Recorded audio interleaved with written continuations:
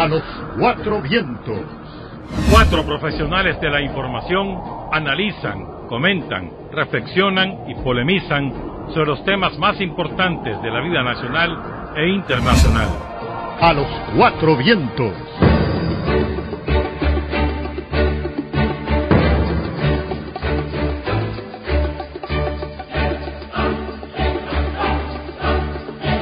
A los cuatro vientos, este lunes 7 de agosto, el día 219 del año, faltan 146 para concluir el 2017. Tirsa María Sáenz, Javier Reyes Alba y su servidor Néstor Espinosa, les saludamos desde estos micrófonos. Bueno, Tres vientos hoy, ¿no? Tres vientos hoy. hace falta uno potente. El viento del oeste nos hace falta. Se fue a soplar al Caribe, por lo que parece. Sí, aprovechando la tormenta Franklin, ¿verdad? ¿Será el que está haciendo ruido con la tormenta Franklin, William? No sé, no me meto ahí. Un saludo, pero le mandamos un saludo y mucho cariño.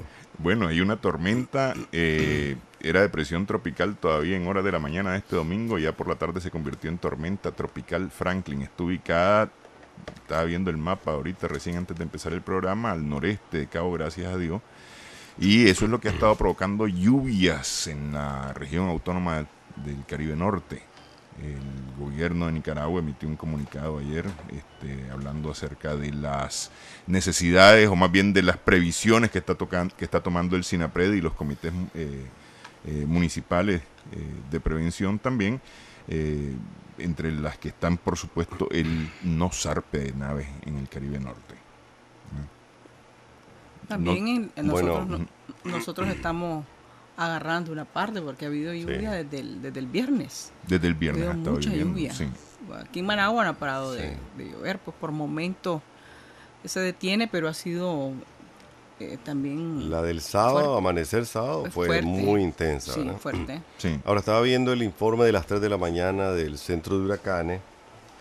Dice que a esa hora, 3 de la mañana hora de Nicaragua, ¿verdad? Sí. Los vientos estaban a 75 kilómetros por hora, por eso ya tiene categoría de tormenta tropical. Avanzando a 21 kilómetros por hora, se calcula que va a ser huracán cuando toque Yucatán, ¿verdad? O sea que probablemente, que va a ser hoy en la tarde, estará entrando al territorio yucateco. Probablemente el impacto sobre Nicaragua se va a ir diluyendo a partir de hoy. El Caribe, que ya no necesita más agua, Sí. es el que está con más peligro de que algunas de esas poblaciones se queden nuevamente aisladas. Pero además del agua y la destrucción que causa normalmente, pues no deberíamos tener un impacto directo. Ese va de viaje, va a pasar sobre el Caribe norte de Honduras también, o el Caribe sur más bien de Honduras, Caribe norte nuestro, y va rumbo a Yucatán. Esa es la trayectoria que tiene a esta hora, 3 de la mañana. Pues hay Ojalá que y se esperar el día. mueve, que ya experiencias hemos tenido. O sea, o además cuando se traslada, pero lentamente también provoca mucha lluvia en Honduras y en Nicaragua. Y como bien lo señalas vos, ya en el Caribe norte, bueno, el Caribe sur también, el Caribe ha habido mucha lluvia, carreteras cortadas, lugares aislados, ya hay pérdidas, sobre todo de musáceas, pues que donde Sí. se siembra mucho en esa zona. Y que es lo fundamental para la comida de los costeños. Así es, así es. Entonces, bueno, y si lo queremos ver un frijolito. poquito, y frijolito. Mira, lo que escuché en la primerísima, el noticiero de mediodía la semana pasada, es que la cosecha está buenísima, está excelente, ¿no? La primera. Sí. Pero que la Incluso levantada... se habla hasta de sobrecumplimiento de Sí, metas. sí. y demás. Probablemente, Sí. es que ha sido una primera parte muy buena. El problema es que los métodos que utiliza nuestro campesino, que es el que siembra el 90% del frijol para autosuficiencia y venta, el problema es que el método que ellos tienen es recoger el frijol y tenerlo ahí a que se seque. Y ahí es donde la lluvia cae sobre el frijol y lo quema, entre comillas, ellos le llaman quemar, pues. Sí, se Por eso es que pudre, pues. necesita Sí, siempre se ese pudre. espacio de la canícula para poder Exacto. sacar la cosecha. Ujú. Y ha habido lluvia, mucha lluvia.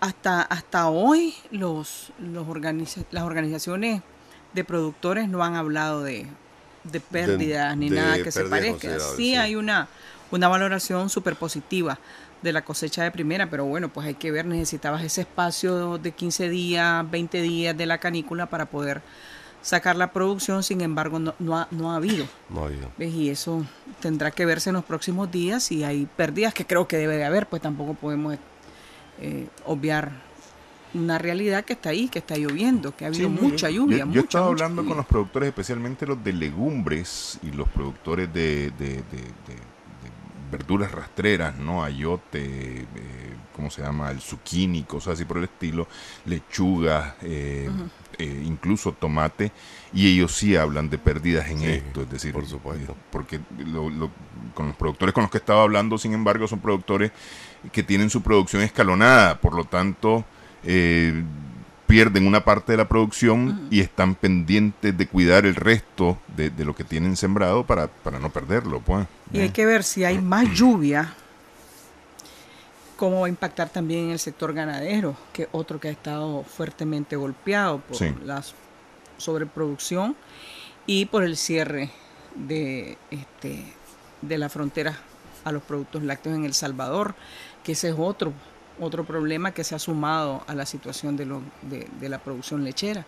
Hay que ver también cómo lo va a impactar. Sí, ese es un buen tema, porque a mí me parece que el gobierno ha sido flojo con la defensa de los acuerdos centroamericanos. No es posible que Honduras, que también tiene una sobreproducción de leche, haya resuelto con los vecinos salvadoreños en una semana, resolvió los mismos obstáculos que teníamos nosotros o que tenemos, que Nicaragua no haya podido con Honduras ni haya podido con El Salvador. Mientras tanto, pues estamos invadidos de leche interna y leche de afuera también. Pero es que no sé si el tema con los salvadoreños y los hondureños en el caso nuestro, no sé si únicamente tiene que ver con lo de las plantas. Que para mí que son pretextos, ¿verdad? Porque eso es lo que normalmente se argumenta. Bueno, déjenos entrar, nosotros no nos vamos a dejar entrar, ya se hizo una primera supervisión, no tienen por qué estar viniendo a otros lados, pero en todo caso yo creo que es una protección. Mira lo que denunciaron aquí también en la primerísima los productores, que mientras a los hondureños le hacen una revisión aleatoria cada 5 camiones llenos de leche o furgones, en Nicaragua es prácticamente uno de por medio. Entonces eso hace más tiempo, más costo, pérdida de calidad de la leche. O sea, hay una evidente intención de hacerte desistir y atrasar tu venta. No te dicen no, pero te ponen 20 piedras en el camino. Los hondureños, por alguna razón, algún mecanismo hay ahí de que entre ellos se entienden mejor, pero no entiendo por qué el gobierno de Nicaragua no puede hacer esas cosas. Y eso que están hablando de la Unión Aduanera, y hubo una invitación para participar en la Unión Aduanera ya de Guatemala, en la que ya estaban Honduras, Guatemala y El Salvador, ¿no? Nicaragua había dicho que sí integrara a este tema de la Unión Aduanera, pero al final de cuentas, con las regulaciones y entre comillas regulaciones fitosanitarias, continuamos bloqueados, ¿no? Ahora, un mejor invierno es más leche, ¿verdad? Hay más pasto, hay más leche. ¿A dónde la van a colocar? O tenés un plan emergente ahorita, que me parece que es una buena idea, la de los productores, el vaso de leche, o ves qué hacer. Pero el vaso de leche no resuelve. No resuelve todo. No resuelve todo. Exactamente. Sí, lo que tenés es la capacidad de almacenar y otros mercados. ¿Cuáles? Y otros mercados que no es una cosa que la resuelves de un día para otro. O sea, abrir nuevos mercados no es pasado mañana. No es que hoy digo, voy a vender mañana en tal lugar y ya está. Que es un asunto que como que ya va mucho tiempo y nadie entiende por qué no se resuelve, si se supone que hay excelentes relaciones tanto con el gobierno de El Salvador como con el de Honduras. Pero bueno, ahí están todavía los problemas. Pero el problema aquí pasa, y es un tema sobre el que ya hemos hablado, por la industrialización de nuestra producción, y no solamente la de leche, en general la industrialización de nuestra producción, y esa sigue en veremos. Se habla, ya hay sectores que hablan tal vez con más fuerza de la industrialización hoy que antes, pero se sigue hablando nada más, es decir, nos quedamos solamente del diente al labio, como se dice popularmente. Acciones para la industrialización, de acuerdo a los economistas, aquí hace falta hablar de una ley de industrialización o una ley de industria que realmente promueva la industrialización de nuestra producción para poder avanzar en ese sentido, pues si no... Ahí estamos. Sí. Bueno, las 5:15 en la mañana, amanecimos el domingo con una nueva alza en los combustibles, la más fuerte alza de las últimas 5 semanas. Tenemos 5 semanas, desde el 3 de julio está subiendo el combustible. Este fin de semana subió fuertísimo, al grado que la gasolina super subió 1 Córdoba con 12 centavos por litro, ubicándose a 98 centavos el litro, con a 98 centavos de dólar el litro, y subió 2 Córdobas con 53 centavos desde el 3 de julio. La gasolina super, la gasolina regular subió 70 centavos para ubicarse en 28.49, el diésel 78 centavos para ubicarse en 23.67. Y eso que el WTI Subió. que subió, sin embargo, dice que está apenas un 1% más alto que las mínimas que alcanzó en junio. Es decir, que tampoco es que esté elevadísimo el WTI, que es el combustible de referencia para Nicaragua. Pues. A mí me parece que, bueno, ya yo he sobremojado en este programa porque lo tocamos, pedimos explicaciones y nunca se dan. Y eso es obviamente por el monopolio que hay de la venta de combustible. No monopolio en una empresa, pero sí un cartel que se ha formado ahí para fijar precios. Realmente uno no entiende cuando el precio de los combustibles, el precio del petróleo llega a 50, no ha podido regresar a $50 en los mercados internacionales, mientras las gasolinas procesadas en los Estados Unidos siguen entre 2.10, 2.15 el galón. El galón, ¿verdad? Entonces, ¿cuál es la referencia? Pues, ¿por qué nos castigan a nosotros? Por un tema fiscal, para recaudar más impuestos, entonces nos sacan el dinero del bolsillo. Pero es que no hay que dar explicación. Además, no hay ninguna explicación. Y si tuviéramos un eficiente transporte público, pues a lo mejor eso nos aliviaría la vida a las personas que tenemos que comprar combustible, pero ni siquiera eso, no tenés opciones. O sea, tenés que comprar combustible. Y, o sea, ya... y vuelve el círculo vicioso, ¿verdad? Y no te da. El pues. Transportista dice, me están clavando más el precio, entonces te subo el pasaje o te subo la carga. Y no me asustaría tampoco que le subieran al pasaje, si arbitrariamente le han estado subiendo y tampoco hay autoridad que los detenga, ni que haga absolutamente nada. Vos tenés que pagar el precio que te pones, si no te montás. ¿Y cómo te vas a trasladar?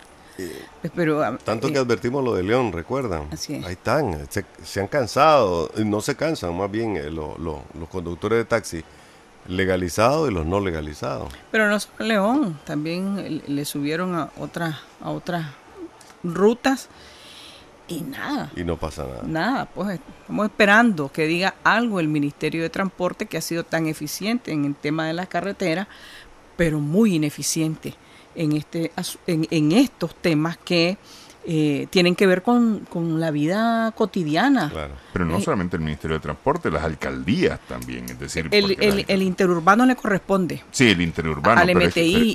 Pero es que a nivel urbano, en las ciudades, que el caso que estaba mencionando Javier ahorita de León, el caso de Granada, que se vinieron los taxistas aquí, entonces estuvieron reunidos con el director del IRTRANMA y con autoridades del Ministerio de Transporte e Infraestructura y demás, pero eso también está ahí como por eso veremos, lo que te digo es que el argumento siempre es el combustible. Quien paga los platos rotos es la gente, porque hay un aumento en los precios no solo del pasaje, sino de la comida, ¿ves? Y de otros bienes de consumo cotidiano, pues que todos utilizamos en la casa, y no hay ninguna explicación, no hay una respuesta, no hay nada, ni quien te regule, ni quien te diga por qué hay un aumento.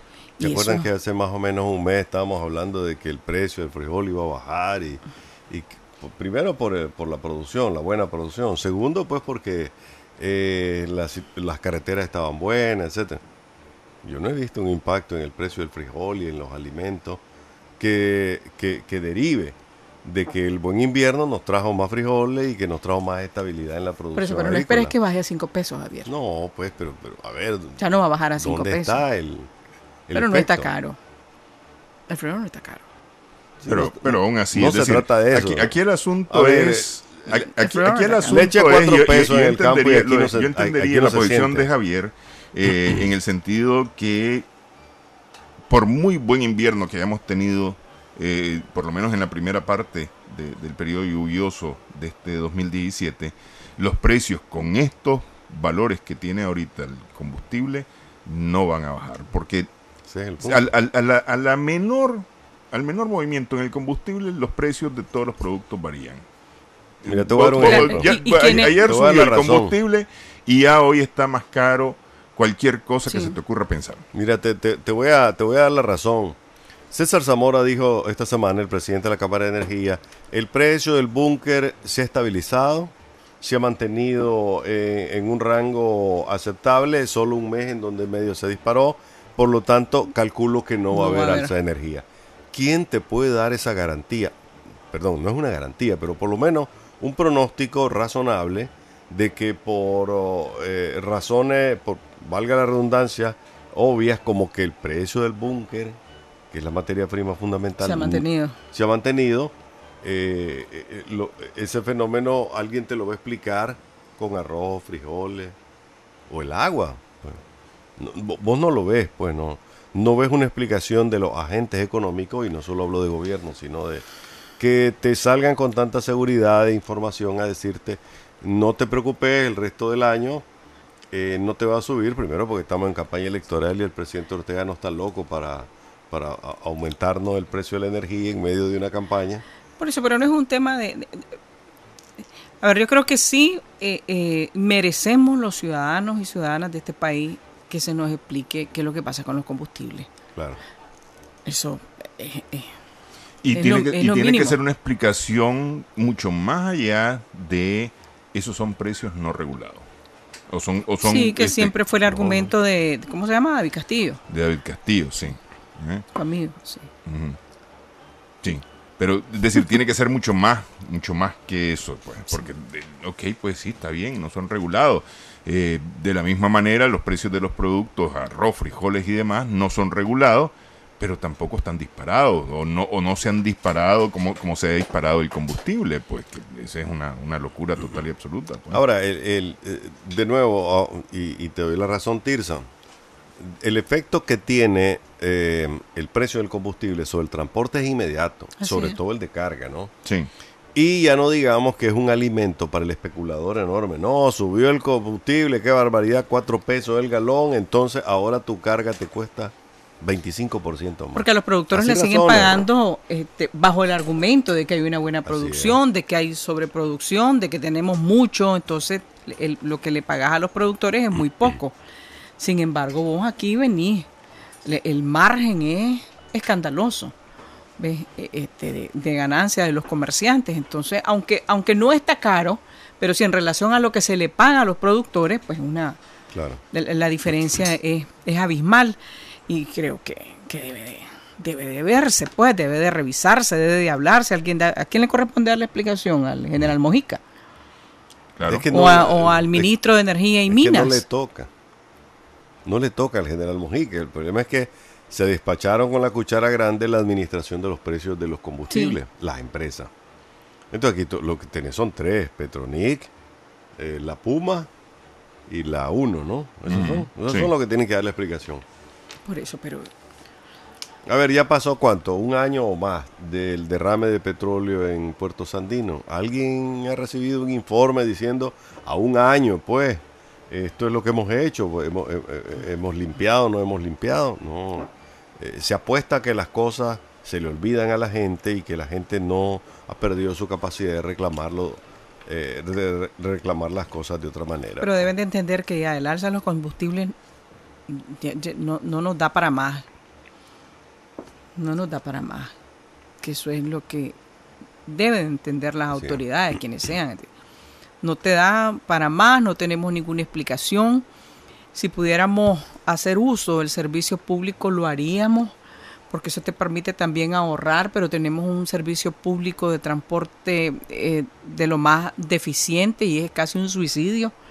¿Ves? Y entonces no tenés otra alternativa, pero eso tiene un impacto en la economía familiar salvaje, quieran o no. Totalmente. Sí. Totalmente.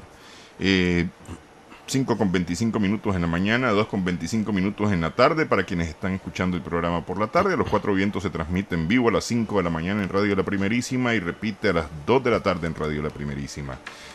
Nos retransmite también a esa hora Radio Caribe en el Atlántico Norte, en Bilwi, en el Atlántico Norte. No sé si ustedes quieren, a mí me interesaba mucho felicitar a los muchachitos de la selección sub-12, que hicieron bastante muy buen papel en Taiwán, aunque hayan quedado, no hayan llegado, digamos, a la competencia de medallas, pero me parece que la pelearon bastante los niños, ¿no? No sé, Tirsa, vos que sos persona más informada en esto que yo. No, felicidades a los niños. No. Felicidades a los niños. Pues, son los que más sí. satisfacciones nos han dado, ¿verdad? Porque Desde son hace niños. mucho rato. Porque ¿no? son niños. Sí, siempre no, hay un sentimiento distinto. Yo estoy Entonces, claro. son po. niños. Pero no solamente eso, Pero es que realmente presentaron batalla. No, claro, por Alegrarnos supuesto. con los adultos porque los mayores ¿Qué? no sirven para un Por eso carajo, te digo, ¿no? te fijas, no, tampoco seas tan arbitrario de decir que los mayores no sirven para un carajo. Pero bueno, son niños y entonces no podés venir a medir a los niños con la misma regla que los adultos, pues, pero sí, pues. Pero me quedo con las satisfacciones que nos están dando, aunque sean niños, ¿verdad?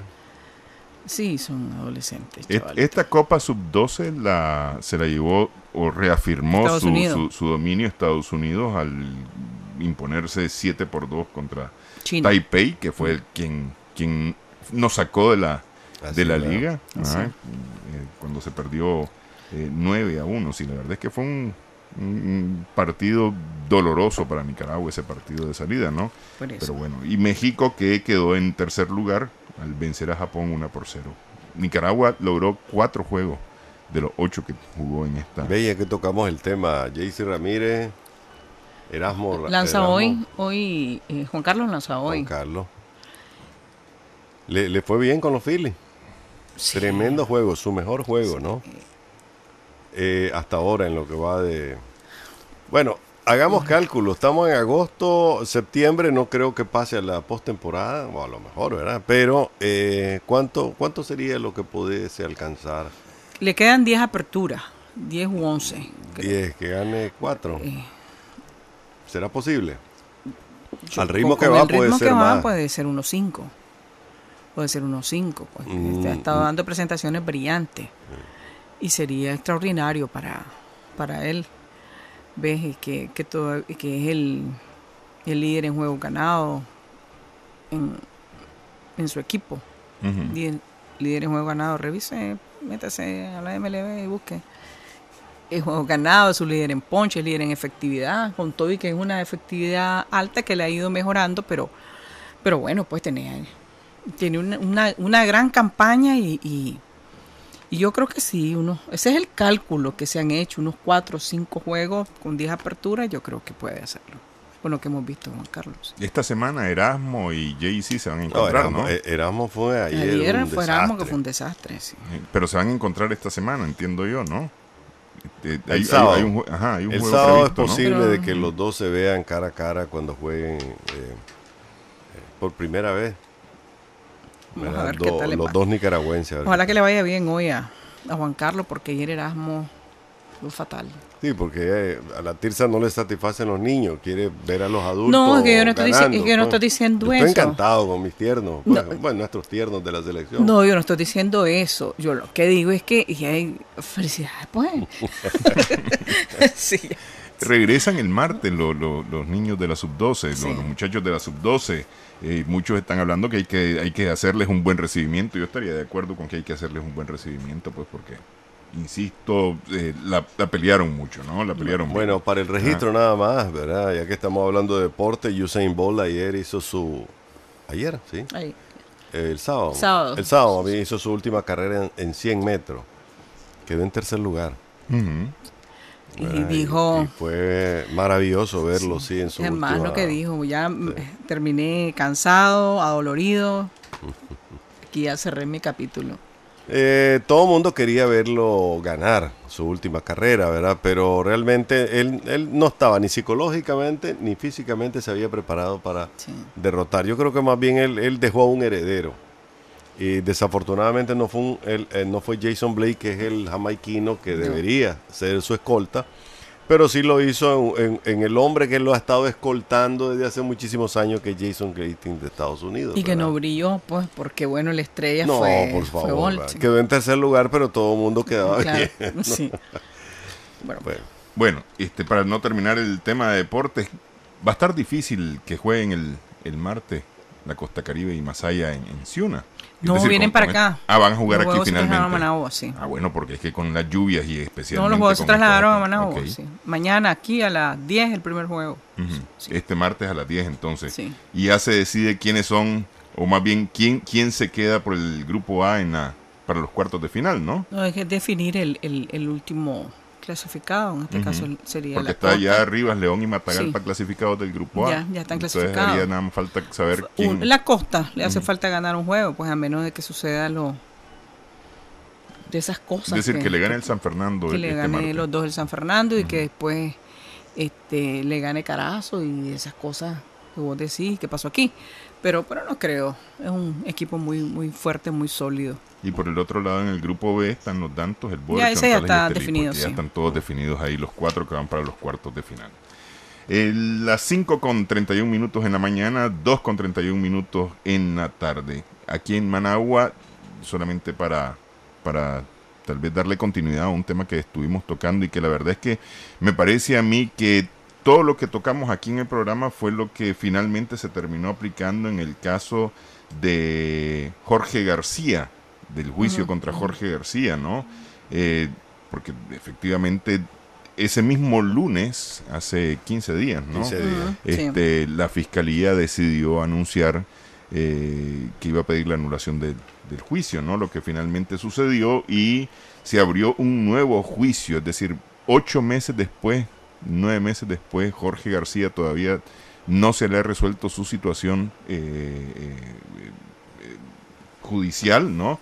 Y está pendiente, o es decir, se abrió el nuevo juicio, pero el juez que debió haber recibido la causa dijo que él tenía una opinión al respecto y que por lo tanto debía de inhibirse de conocer esta causa, por lo que volvió nuevamente a quedar en veremos, y la sala 2 del tribunal, la sala penal 2 del Tribunal de Apelaciones de Managua es la que tiene ahora que resolver quién va a ser el juez, si atiende o no la solicitud del juez que debió haber llevado el caso, que es Juan Carlos Silva Pedrosa, que había rehusado conocer el caso, y ver si es él mismo o quién va a ser quién va a llevar este juicio. Un juicio que la defensa está pidiendo de entrada que se libere definitivamente a su cliente de toda culpa, tomando en consideración todo lo que hubo en el juicio que se anuló, por las razones por las cuales se anuló, ¿no? Mira, con respecto a los procedimientos,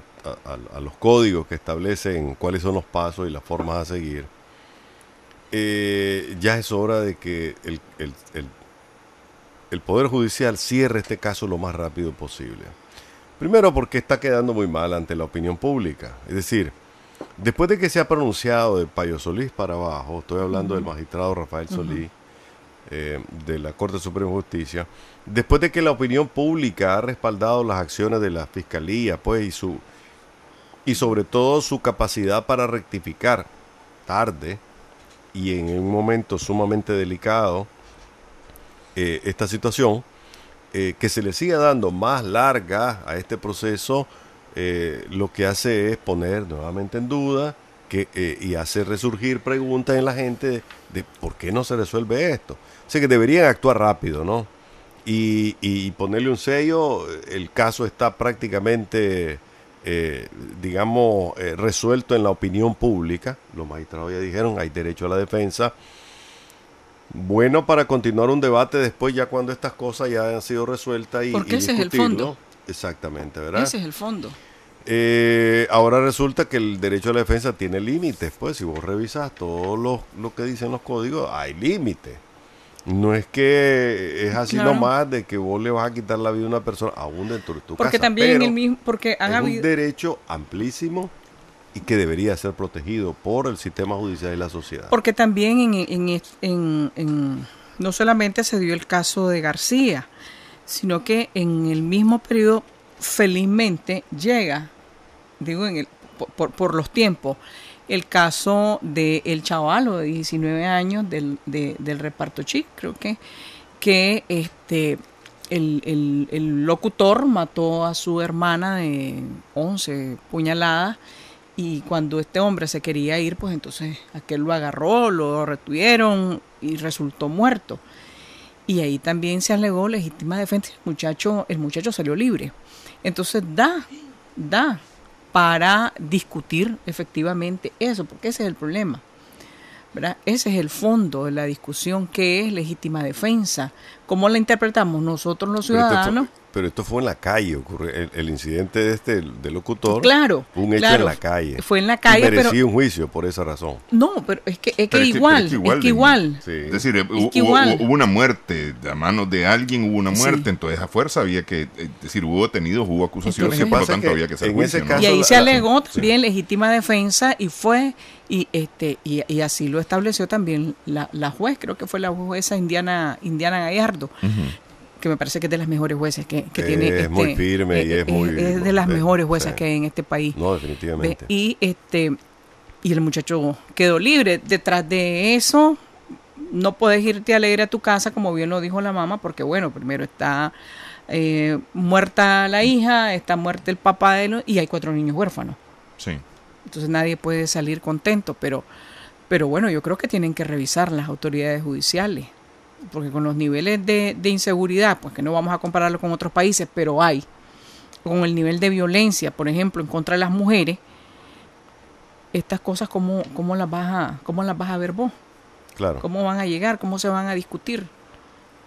Hay un concepto que es el momento en que te sentí amenazado de tal manera que tenés el derecho a recurrir a cualquier cosa que tengas o que puedas hacer para defenderte, ¿no? Y eso no solo te sucede en el interior de tu casa, te sucede en la calle, ¿no? La mujer que se enfrenta al acoso o la violencia o simplemente un delincuente, pues, ¿eh? Entonces aquí se abre un debate que nadie ha querido continuar, y me parece que primero hay que resolver este caso para que la sociedad esté más serena, más tranquila, para que el Poder Judicial no deteriore su imagen. Y en segundo lugar, pues para abrir una discusión que en el marco de la reforma al Código Penal, que está pendiente, me parece que es sano. Así es. ¿Verdad? Y por una razón de fondo que vos acabas de señalar, y ya lo vamos a ver ahorita, que es que la criminalidad no baja, los femicidios no bajan. Hay un caso de este fin de semana, por lo menos 2 casos de los últimos días, porque vos mencionabas uno de Yalí, teníamos el de Ciuna, el de Ciuna, sí. lo que pasa es que estaba buscando ahorita, pero una mujer que desapareció y la acaban de encontrar enterrada. La asesinó su expareja, que me resulta tan difícil decir es tu pareja cuando asesinas a una persona, pero bueno, su expareja la asesinó. Le decía a los hijos que su mamá se había ido con otro hombre, que por eso no estaba, y resulta que 6 meses después, sucedió un poco lo de la muchachita Rachel Oando, 6 meses después le encuentran enterrada ahí, pues en una milpa, tenés ese caso. Y lo que estábamos viendo ahorita de Yalí en Jinotega, igual, una mujer que le asesinaron de varias puñaladas su pareja. Ahora, esto de las parejas o las exparejas que terminan cometiendo feminicidio, se está volviendo ya bastante común de alguna manera, porque buscando yo información sobre feminicidios me encontré varios casos en los que eran las parejas o exparejas las que habían matado a la mujer, ¿no? Por ejemplo, hay un caso en Chichigalpa, me parece que era, o en El Viejo, que en el parque mató a la esposa o a la ex esposa de varias puñaladas hace varias semanas. El caso ahí mismo en Ciuna de Rosa Rodríguez Arceda, que fue el 30 de mayo en una cuartería del Mercado Viejo de Ciuna, fue muerta por el compañero de vida también, ¿no? Entonces se está volviendo, porque antes era, o no sé, pues la verdad, pero se está evidenciando más, me parece a mí, la violencia de las parejas en este caso, ¿no? También tiene que ver que ahora, como hay mucha sensibilidad sobre el tema, estas cosas se priorizan en la agenda del país, ¿no? Lo estamos viendo más, le estamos poniendo más atención, lo cual es positivo. Claro. Estamos llamando más la atención sobre estas cosas, sobre todo el periodismo y en las redes sociales, ¿verdad? Porque antes el periodismo, digamos, estaba casi como solo, con su labor de denuncia, con su labor de exposición y de información, pero ahora las redes contribuyen mucho a estas cosas, ¿no? Hay abundantes casos de violencia psicológica, ahora violencia por internet también, sí. Algunas de las cuales ya se han traducido en muertes también. Así es. Pero algo estamos haciendo mal, porque no se detienen. Entonces, algo se está haciendo mal. Siempre lo he dicho. ¿Por qué no llega? O sea, han habido campañas y no disminuyen. Entonces, ¿qué tan efectivas son las campañas? ¿Cómo se elaboran? ¿Cómo se piensa? ¿A quién se dirigen? No sé.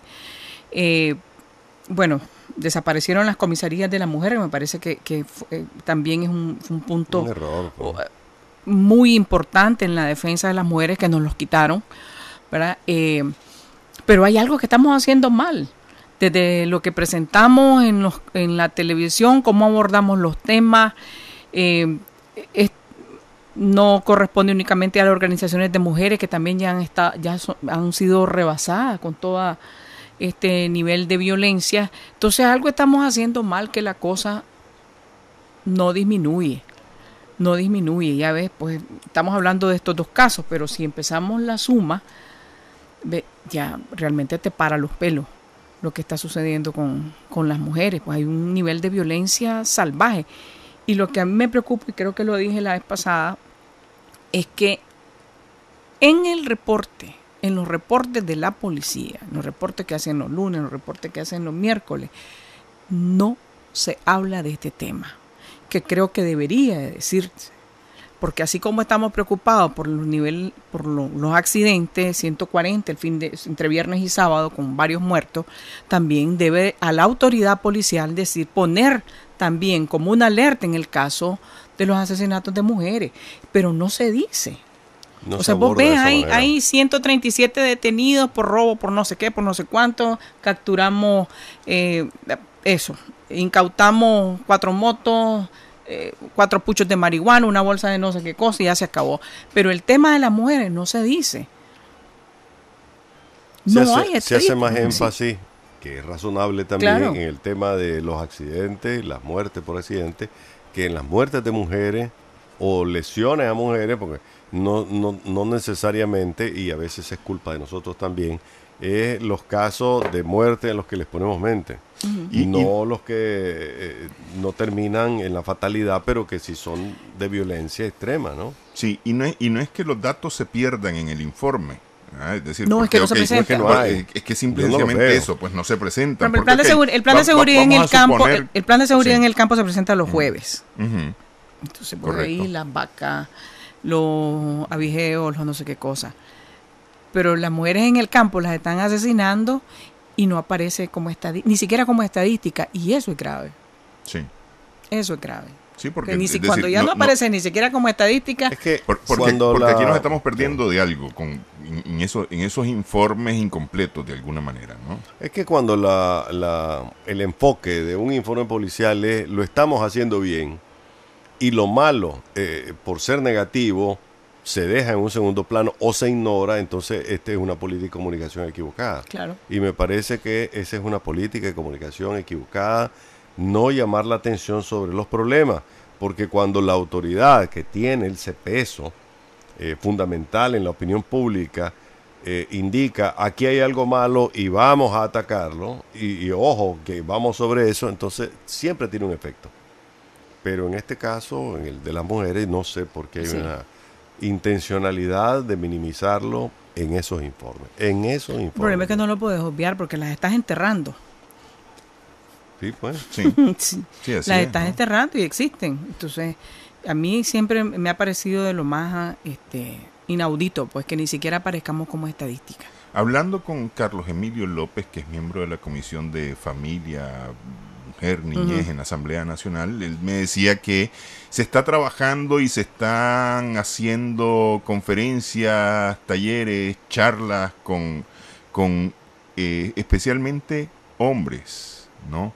Y le preguntaba yo, ¿y con mujeres no se habla?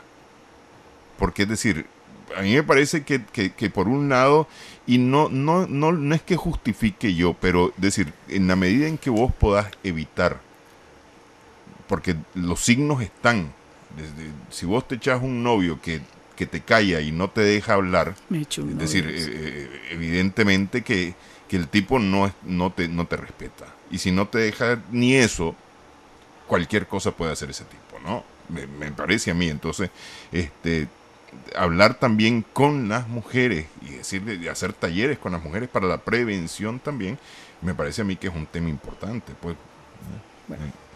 Bueno, 5:46 en la mañana, 2:46 en la tarde. Este programa se transmite en vivo a las 5 de la mañana, decíamos, en Radio La Primerísima, y se retransmite a las 2 de la tarde. Y también se retransmite por RTV para Huaco y Chontales en el canal 72 del cable a las 7 de la mañana y 10 de la noche los martes, y en Extra Plus a las 5:30 de la tarde y 10 de la noche los lunes. Es tiempo de un cambio. Regresamos en breve en A los Cuatro Vientos, porque el debate continúa. A los Cuatro Vientos.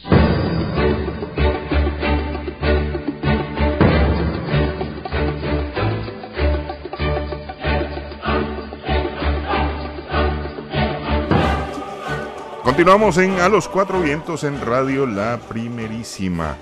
Hoy, 7 de agosto, se están cumpliendo 30 años de la firma del Acuerdo de Esquipulas, conocido como Esquipulas II, un proceso que empezó en mayo de 1986 y concluyó empezó en Esquipulas, el pueblo de Esquipulas en Guatemala, y concluyó en Ciudad Guatemala con la firma de este acuerdo, que es el inicio del proceso de paz para Centroamérica. Es lo que permite que en Nicaragua haya habido elecciones en 1990 y se haya desmovilizado la resistencia nicaragüense, que se haya firmado el acuerdo de paz de El Salvador en el 92, si no me equivoco, y más tarde en Guatemala. Es decir, parte de todo esto que hoy vive Centroamérica es Esquipulas II. Bueno, eso consiguió un buen espacio y una buena oportunidad para Centroamérica para conseguir la paz, ¿verdad? Después de periodos violentos. También coincide con la democratización de Centroamérica. Los gobiernos militares empiezan a salir poco a poco de la región. Honduras y El Salvador estaban bajo el enorme poder de los militares de esa época, Guatemala igual. Sin embargo, se sienten las secuelas, ¿no? El Salvador sustituyó una guerra por otra, ahora es la guerra de las pandillas, y eso es una cosa violenta, es de muertes todos los días. Honduras ha mejorado estadísticamente, no sabemos si en realidad sobre el terreno esa guerra que es contra los grupos organizados violentos, pues ha tenido algún efecto, pero que Centroamérica, con la excepción, digamos, de Nicaragua, que no ha vuelto a caer en una guerra interna de esos calibres, Centroamérica no ha terminado de librarse de guerras, ¿no? Porque las pandillas en El Salvador son definitivamente bien estructuradas, son fuerzas militares y un poder real, maligno, pero un poder real. En Honduras, pues ya sabemos lo que ocurre, inclusive grupos de empresarios agrícolas se organizan para matar a activistas. En Guatemala, como en Costa Rica, que son principio y fin del paso de drogas por la región, la violencia es de otro tipo, pero está incrementando. O sea, sí, efectivamente salimos de conflictos de orden interno, civil, más político, pero no nos hemos librado de conflictos militarizados, sí, en la región.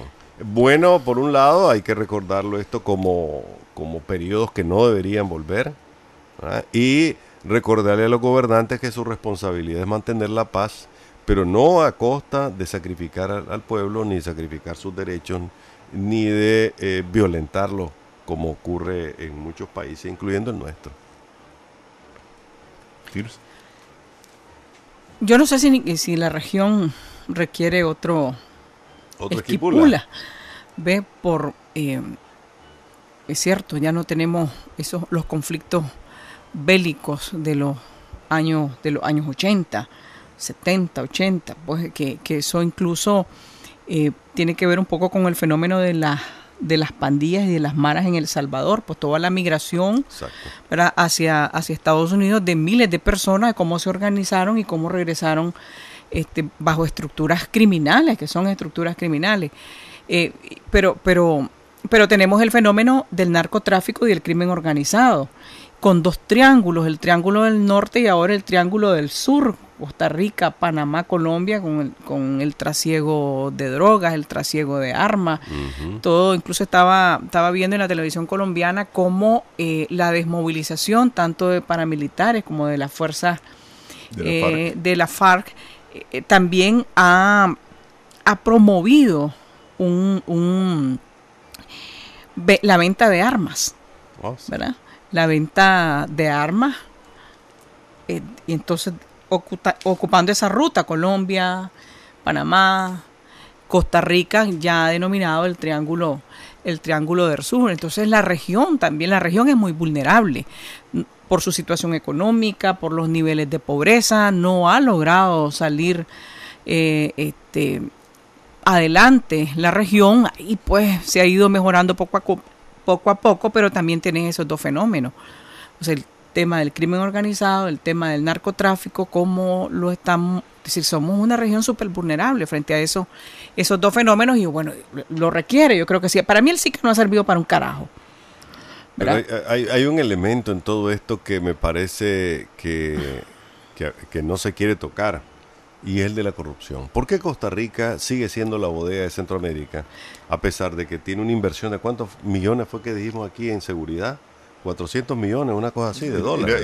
Que es mayor que el resto. Sí, mayor que el resto de Centroamérica, invierte en esa cantidad de plata, pero ¿por qué Costa Rica sigue siendo no solo la bodega, sino el terreno de combate de carteles que se enfrentan por el control de la ruta, por el control de la droga, por la que se roban o no se roban, por la corrupción que hay en la policía y las autoridades de Costa Rica, ¿no?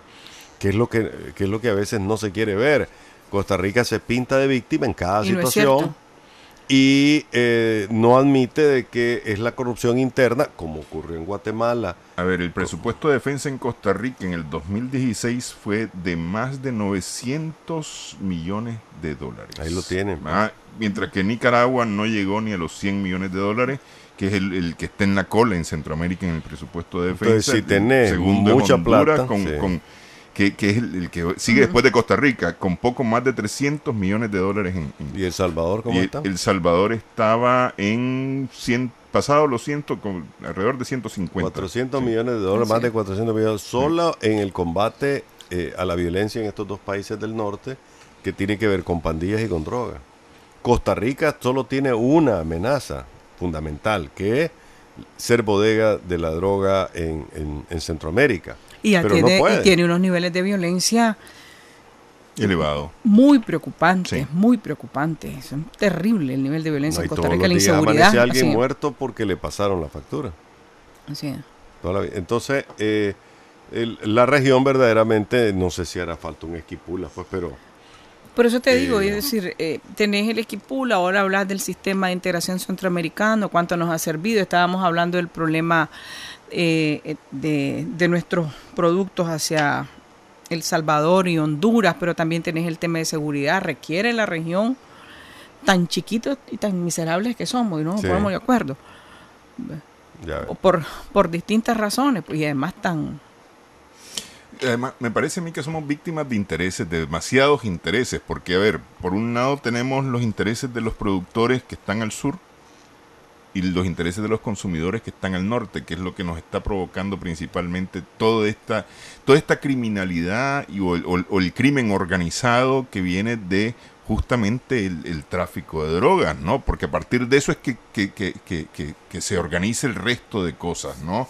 Porque las maras, ok, fueron una medida de organización originalmente en los Estados Unidos de los migrantes, que terminó convirtiéndose en un asunto delictivo, en una organización delictiva, y hoy son patrones o están asociados al tráfico de la droga también, no solamente, ¿no? Entonces somos víctimas de los intereses de los que están produciendo al sur y de los que están consumiendo al norte. Quedamos nosotros en un sándwich ahí en medio, ¿no? Bueno, no, tampoco somos tan inocentes, ¿verdad? No, pues, pero es decir, si te pones, nosotros no somos ni productores ni consumidores que entremos en esa liga. Pues, y estadísticamente, pues Nicaragua es el que ha salido mejor librado hasta ahora. Sí. Mejor librado, inclusive más que Panamá. Panamá es otra realidad y peor aún, porque ahí es donde se lava el dinero que producen los carteles, pero es el que mejores notas, entre comillas, saca en la región centroamericana. ¿Y la guerra del presidente Trump contra las maras?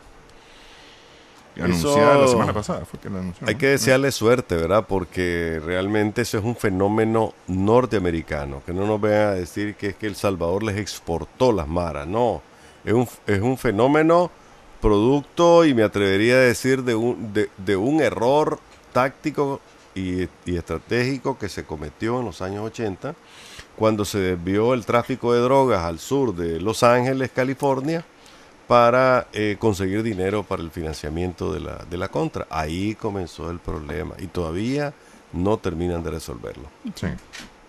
Bueno, hablaba de la corrupción, o hablábamos de la corrupción, y la corrupción que principalmente está en las instituciones, ¿no? Y esto me trae a colación el tema de los 2 nicaragüenses que fueron detenidos por la Policía de Fronteras costarricense y expulsados de territorio costarricense a solicitud de Wilber Gómez, que es un empresario o un productor, un dueño de una finca que es de piña, la Nenita Farm, la finca Nenita, ¿no? Que mandó a 3 nicaragüenses a detenerlos porque se habían organizado en un sindicato justamente para pedir salario mínimo, hora extra, días de descanso, aguinaldos, vacaciones, seguros de trabajo y salud ocupacional, que no les estaba dando este señor, que además no reguló la situación migratoria de estos 3 que fueron expulsados. Pero además hay 16 más que no dejó entrar ya a trabajar, simple y sencillamente no los dejó entrar a trabajar, ni siquiera los despidió y los sustituyó por otros trabajadores. ¿Sabes cuál es el problema, Néstor? Que ese problema hay que multiplicarlo por 10.000. Así es, sí. Esa es la tragedia de los nicaragüenses ilegales en Costa Rica. No tienen protección. Aunque en este caso, un tribunal entró y en una solicitud de amparo los amparó. Pero la acción de violatoria desde todo punto de vista de los derechos sindicales y humanos de estas personas ya habían sido violados, ya habían sido pisoteados. La policía los trató como delincuentes. Totalmente. No como trabajadores que estaban exigiendo un derecho, que estaban pidiendo un derecho contemplado en las leyes de Costa Rica, sino como que eran delincuentes. Y así están tratando a miles de nicaragüenses en nuestras narices, frente a nosotros, y solo estamos viendo el problema, pues. Ahora, porque somos nicaragüenses o porque se trata de trabajadores nicaragüenses, la policía actúa de esa manera, atendiendo la solicitud de este empresario costarricense, porque el asunto es que lo llamó a negociar su despido, ¿no? o para hablar acerca de su despido, porque les dijo, ustedes no pueden continuar en esto y por lo tanto los voy a despedir. Y al final de cuentas fue una emboscada, porque los que lo estaban esperando no era el empresario, sino la policía para detenerlos, los tuvo presos una noche y después los sacó del territorio costarricense. Pero eso es lo que pasa, ¿no? Eso es lo que pasa todos los días, pues. Y a propósito de los silencios, que a veces son cómplices, terminan en complicidad, pues nuestro consulado y nuestra embajada en Costa Rica nunca ha dicho una sola palabra sobre la realidad de estos nicas, ¿no? Sí, y son miles. Y en este caso tampoco entiendo yo que hubo ninguna voz de Nicaragua en esto. No, nadie los acompaña. Porque nadie aquí ha sido el sindicato en el que ellos se asociaron, o con el que ellos se asociaron, que es el sindicato de trabajadores del sector privado, CITRACEP, ¿verdad? Y organizaciones de derechos humanos los que han brincado. Uh-huh. Incluso entiendo yo que hasta el Ministerio del Trabajo de Costa Rica tuvo que ver con esto, ¿no? Pero por lo menos eso como decís vos, brincado. Sí, brincaron. Eso han brincado, como decís vos. Pero, mira, no sé, pues, es una tragedia lo que sucede con los migrantes nicaragüenses en cualquier condición, en condición irregular, que tenés una gran desventaja. Te pueden sacar de cualquier país si estás en una condición irregular. ¿Ves? Pero nosotros no deberíamos de hablar mucho. Aquí, un trabajador o un grupo de trabajadores que quiera, por ejemplo, en los supermercados, organizar un sindicato, te corren. No podés organizar sindicatos en los supermercados. No podés organizar sindicatos en los bancos. Está terminantemente prohibido organizar sindicatos en los bancos.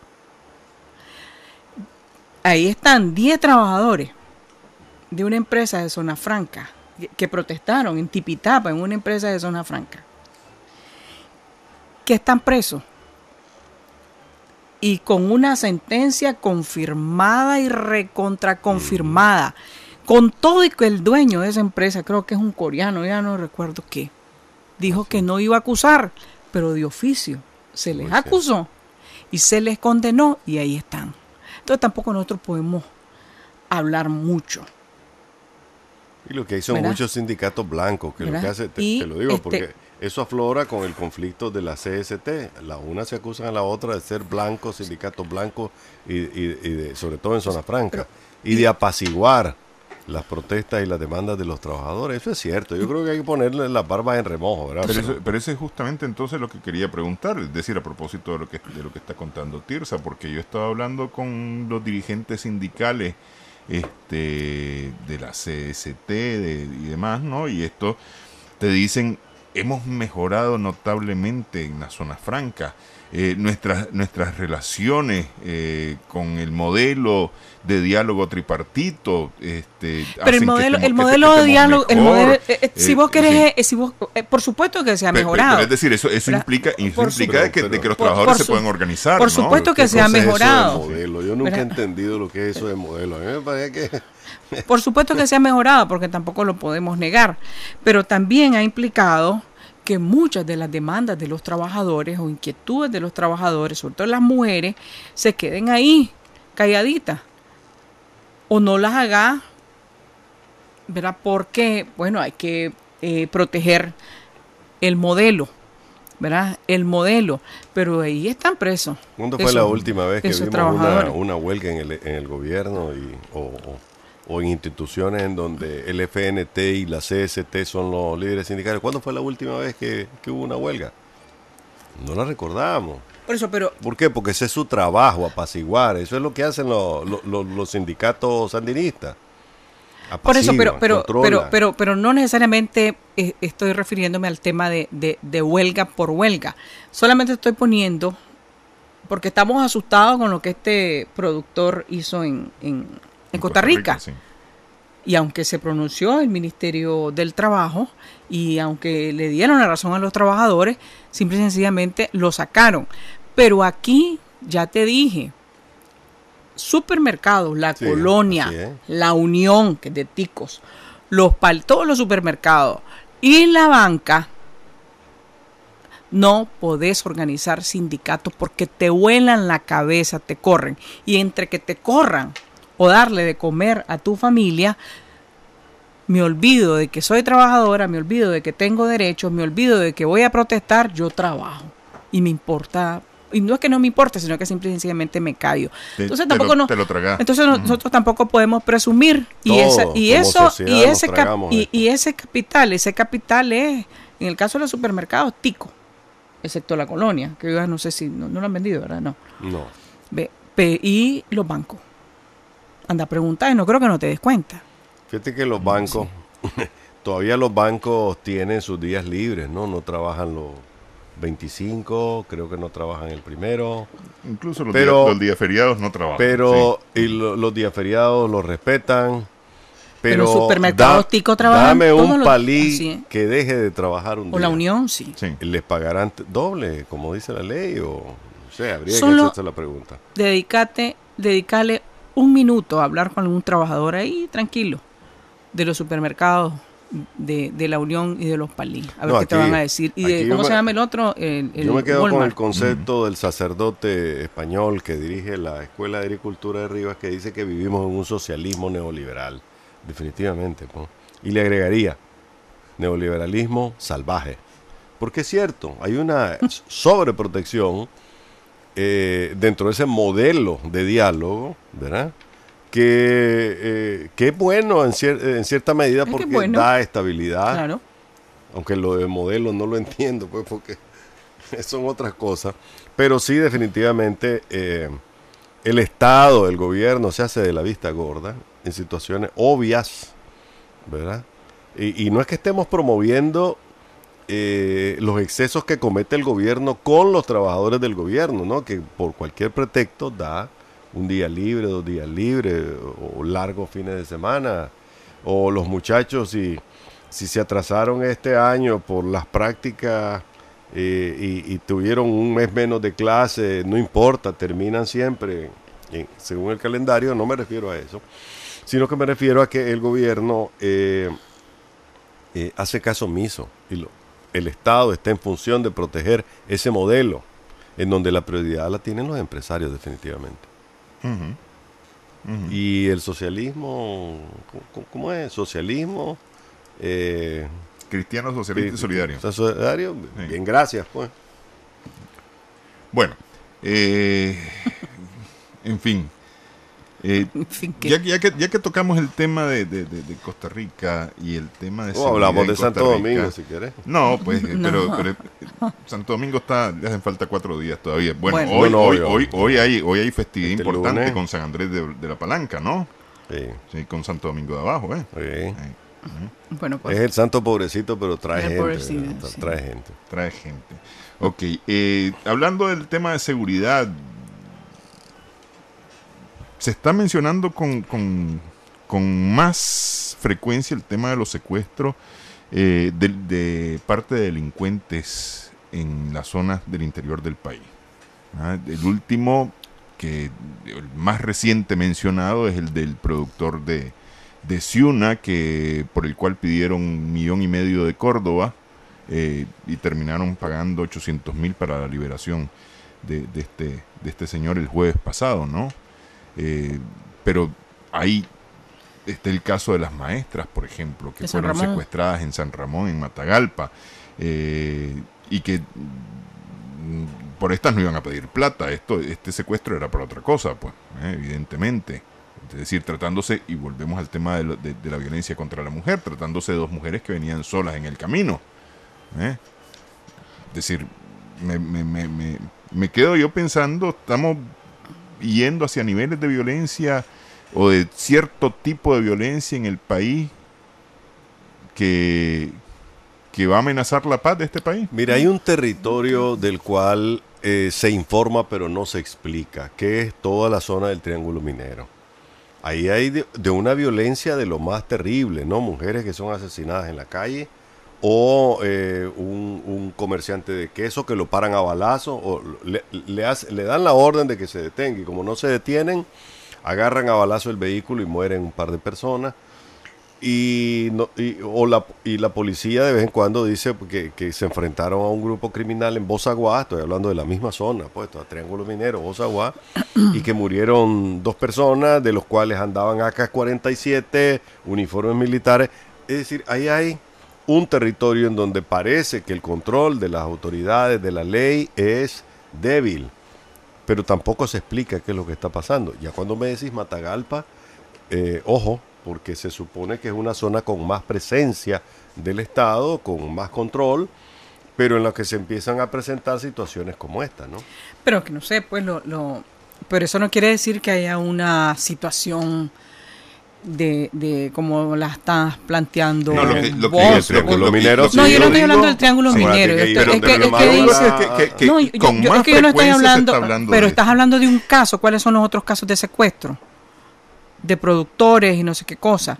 El caso de Chinandega, por ejemplo, del productor asesinado en Chinandega, que por supuesto no se, o más bien no se terminó de aclarar qué fue lo que sucedió ahí. No se ha dicho mucho. Lo que pasa es que como lo están planteando, es como que hay una descomposición y como que se está saliendo de las manos de las autoridades la situación de seguridad del país, y no es así. Yo no estoy diciendo con esto que no se tenga que atender, ni tampoco estoy diciendo ni desconociendo que haya problemas en el Triángulo Minero, porque siempre estamos hablando de los problemas de seguridad en el Triángulo Minero. Mucho licor, mucha inseguridad, mucha violencia contra las mujeres.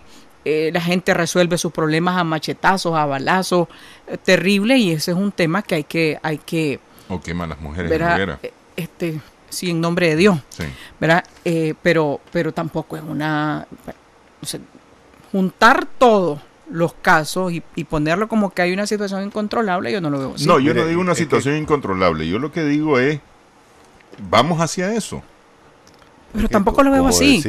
Como decía un amigo mío, ese perro ya me mordió. O sea, el tema de los secuestros en el campo ya se había calmado. Sí, porque es decir, hacia los 90 el tema de los secuestros era pan nuestro de cada día, ¿no? Y eso era en el campo, y en la ciudad eran los secuestros express, ¿no? Que te llevaban, te llevaban al cajero, a ver, sáqueme todo el dinero que tenga ahí. Eso se ha venido controlando, pero ahora hay síntomas de retroceso, pues, para no ofender tu sensibilidad. No, si es que no es ofender mi sensibilidad, son realidades. Entonces ya hay algunos síntomas ahí. Pero es que no puedes tampoco generalizarlo ni decir estamos volviendo a los 90 porque es ridículo. Entre el sábado, 6 de la mañana del sábado y 6 de la mañana del domingo, mataron al dueño de una propiedad que estaba ordeñando su vaca, ¿no? Llegaron 2 personas, van 2 balazos. Eso es, digamos, ha sido una noticia que hemos escuchado toda la vida.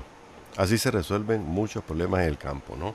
A veces por problemas familiares, a veces por problemas de competencia, pero otra cosa es que te secuestren para quitarte dinero. Ahora, yo no sé, no conocemos las motivaciones de por qué a ese finquero que estaba ordeñando una vaca le metieron 2 balazos y se acabó. Pero cuando hay síntomas como estos, hay que ponerlos sobre la mesa, pues. No, sí, yo estoy de acuerdo que se tiene, qué pasó ahí, pero las mismas organizaciones de productores, cuando hacen sus valoraciones sobre el tema de seguridad, pues no te digo que andan felices.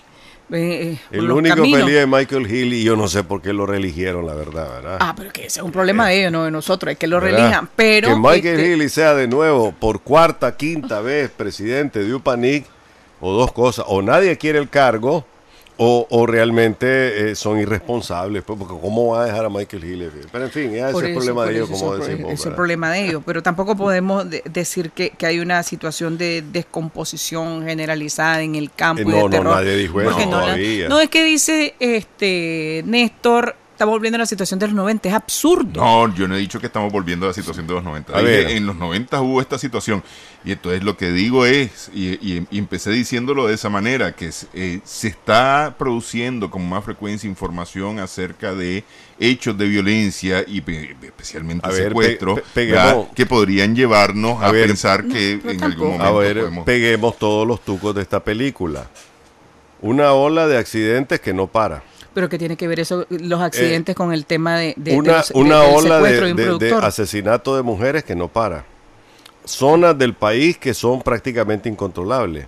Ahora se presenta, si ves la película completa, hay un tema de seguridad social que además es más grave en el campo que en la ciudad. En las ciudades son más los actos de violencia en moto, porque que un carro. ¿Cuáles fueron las dos características de los dos muertos por accidente entre sábado y domingo? Estado de ebriedad y sin casco. Y sin casco. Y motociclistas, además. Y vehículos que chocan y se dan a la fuga. Pero como una impunidad terrible. No, pero es que pegás de manera arbitraria. No, ¿y por qué? Si estoy hablando de violencia. No, pegás tú de manera arbitraria, porque una cosa Estoy son hablando de violencia. los 140 accidentes entre el viernes y el sábado. Y lo que comenzamos a discutir, que es un tema que creo que debe de asumirse con celeridad y con la seriedad y con la urgencia, ¿verdad?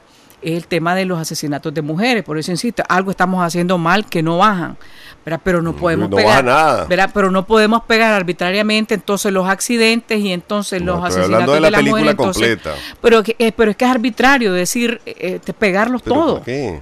Porque es arbitrario. Estamos hablando de muerte, estamos hablando de estadística, estamos hablando de falta de controles, de eso estoy hablando. Porque es arbitrario meter ¿verdad? Todo en una sola bolsa para decir que que sube el nivel de inseguridad. Ese informe que está en la página web de la Primerísima dice que cada hora hubo 23 lesionados. O sea, cada hora, entre el sábado, 6 de la mañana del sábado y sábado de la mañana, cada hora hubo, estadísticamente, un accidentado, incluyendo los 2 muertos, ¿no? Claro, pero ¿Qué te parece pero eso no lo puedes pegar con el tema de los asesinatos de mujeres. ¿Y por qué no? Porque es una cosa totalmente distinta. No, pues obviamente, Pues pero sí. estamos hablando de violencia, carretera, hogares, fincas. Entonces, cuando vos estás con algunos organismos de derechos humanos que pegan todo, dice este país es incontrolable, entonces no es cierto.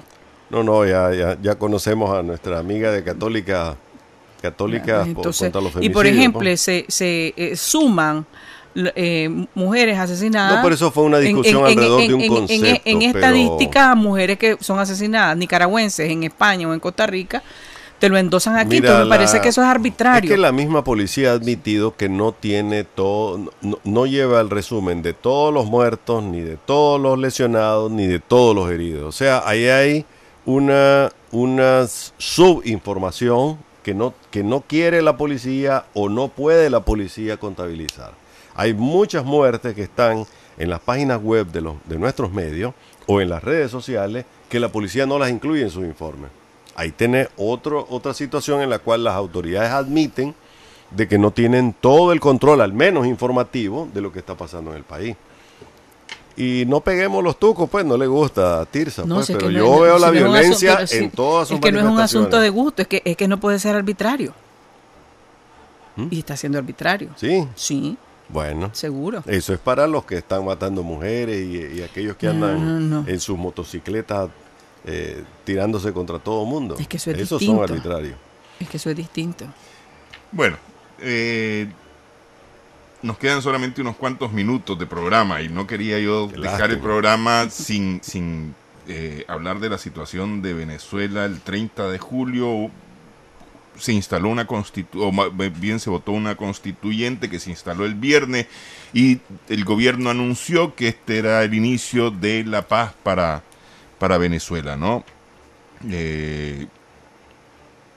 Sin embargo, este fin de semana, este domingo, el fuerte de Paramacay, en el estado de Carabobo, sufrió un ataque que dejó como resultado 2 muertos, varios heridos y algunos detenidos, ¿no? Según la información oficial, estos detenidos habrían contado que ellos fueron contratados en los estados de Zulia, Lara y Yaracuy por activistas de la extrema derecha en conexión con gobiernos extranjeros. En el ataque a este fuerte Paramacay, que es una instalación militar, además de los muertos y los heridos, hubo como resultado la sustracción de una cantidad de armas aún no informada, qué cantidad de armas ni qué tipo de armas fueron las que se sustrajeron. Según las informaciones que hay, el que encabezó este ataque es un ex militar que el gobierno lo da como un desertor que es perseguido por por la justicia venezolana. Efectivamente, hay falta mucha información. Ayer Maduro perdió la perspectiva, el gobierno pues, de Venezuela perdió la perspectiva y comenzó a llamar que los terroristas que habían vencido, pero en realidad lo que ahí pasó todavía es confuso. Un ex militar que además ya había tenido conflictos con la autoridad, considerado prófugo, un delincuente, todo, apareció en el batallón de tanques más importante, el batallón de blindado más importante. Lanza una proclama respaldado por soldados vestidos de uniforme y eso enciende un domingo todo. 8, 9. Eso enciende todo, ¿verdad? Y luego la prensa internacional comienza a agarrar el tema con palillo, con pinzas más bien.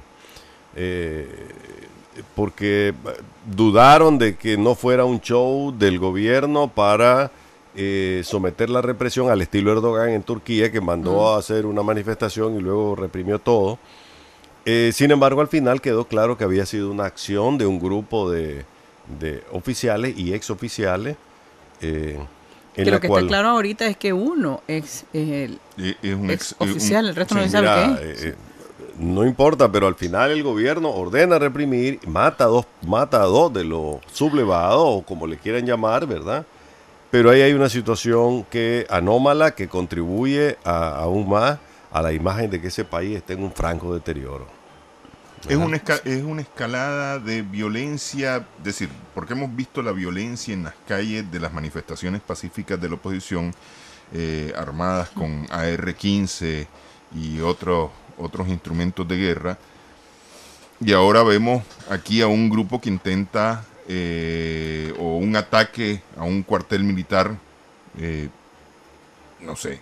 ¿Es una escalada en la violencia en Venezuela? Pregunto. Un deterioro de este gobierno que ya no puede resistir más con las armas. Es decir, Maduro está sostenido sobre las bayonetas, como se diría en otros tiempos, ¿no? Y no quiere entender que la solución es el diálogo, la negociación y pero mira, elecciones. yo con gente que ha estado en Venezuela recientemente he hablado y les he preguntado, bueno, a ver, vos que estuviste allá, porque el gran problema aquí es la desinformación. Estamos sometidos a una desinformación terrible. Pero CNN 200 muertos no es desinformación. Pero espérame, CNN te pone las cosas de un lado y Telesur te pone las cosas del otro lado. Y tampoco te cuenta bien la historia. Pero también lo que es real. Pero hablando yo con la gente que ha estado en Venezuela, nicaragüenses que han estado en Venezuela, les he preguntado y me dicen, mira, ahí están Tana Katana. Ahí hay uno que apoya a un lado y el otro que apoya al otro lado. Es decir, el gobierno no cae en Venezuela porque tiene apoyo suficiente, pero la oposición tiene también tanto apoyo como el gobierno. Pero eso no se niega, no se niega, ¿verdad? Que es un país dividido. Es un país dividido, pues votos menos, votos más con la famosa plebiscito y con la constituyente. Se echó 1 millón a la bolsa tranquilamente. No importa, Javier, pero estás hablando de un país dividido, de un apoyo en un deterioro terrible. Un apoyo de una parte de la población hacia el gobierno y otro apoyo de otra parte importante de la población hacia la oposición, o como le querrá llamar. Pero el tema es que efectivamente el país tiene una crisis terrible. Ese es el punto. Y no está mejorando. La constituyente fue peor. Es una crisis terrible que la única salida es, las cabezas sensatas lo han dicho, es el diálogo, es una salida electoral a corto plazo, ¿verdad?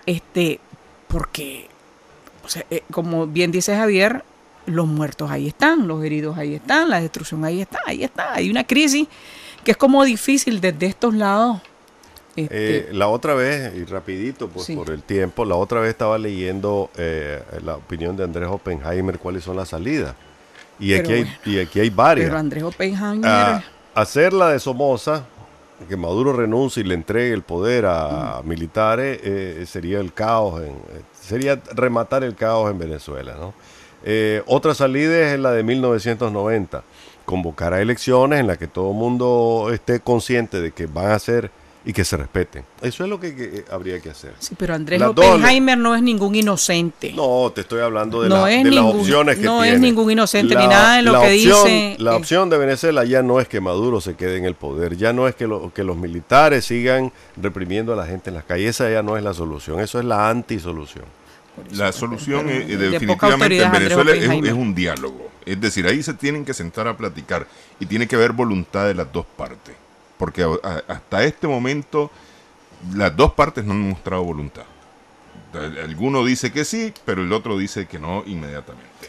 Y ese es el gran clavo que tiene en este momento Venezuela, me parece. Bueno, y la próxima semana seguiremos contando muertos aquí.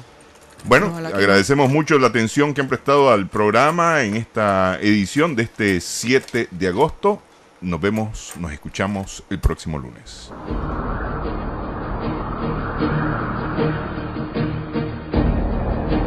A los cuatro vientos. 4 profesionales de la información analizan, comentan, reflexionan y polemizan sobre los temas más importantes de la vida nacional e internacional. A los cuatro vientos.